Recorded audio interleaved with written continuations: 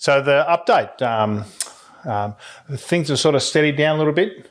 We've got CoreLogic telling us that in Sydney last month, prices dropped by 0.9. So that's 2 months of very small drops after 12 months of very good rises, like around 12%. No significant changes in the mortgage market. Anything you can think of hot this month, Shane? Much the same, really. A little bit slower, I think. Banks are struggling more and more as time goes on, it feels. But yeah, so what do you put that down to, like particularly the majors, so top 5 banks, and you want to comment on that? Yeah, well, we were sort of talking about it the other day, weren't we, in terms of maybe some people sort of heading to safety in the bigger banks, maybe a bit more confidence in their funding or something like that. I'm not too certain, but that could be a factor. Yeah, so the major lenders are in high volume.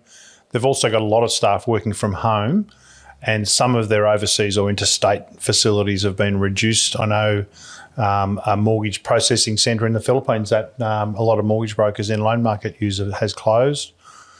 So even in Melbourne too, I suppose. So yeah, in Melbourne, that's tough, and we feel for people in Victoria and are thinking of you and the impact at the moment. It's just terrible what we see on the news, and yeah, we wish you strength and improvement soon.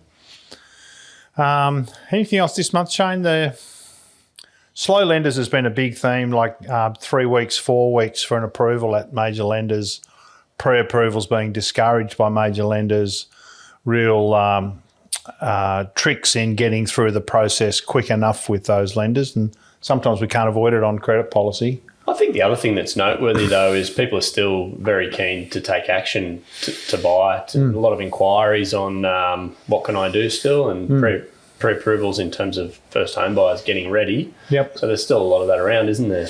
That's amazing. Our tempo and inquiry has been really high. So 2 and 3 months ago, it was primarily refinance work, and the volume of the sales in the market was down.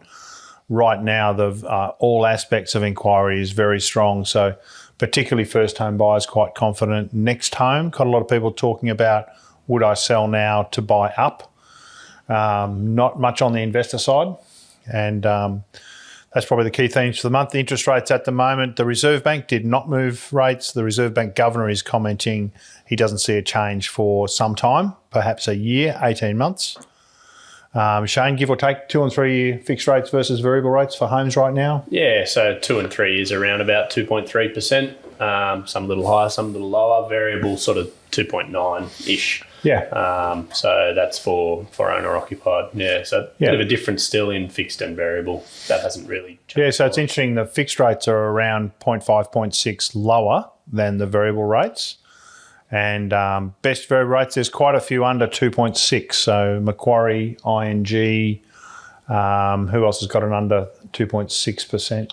A couple sort of between 2.6 and 2.7. Yeah, quite a lot. Okay. So if your home loan is off the mark, worth a thought. If you're 0.3 off the mark on a $600,000 loan, that's nearly $2,000 a year. So quite substantial savings that might be made by reviewing that. All right, I think that's probably great for the moment, for the monthly update, and all the best. We'll move on to the next section.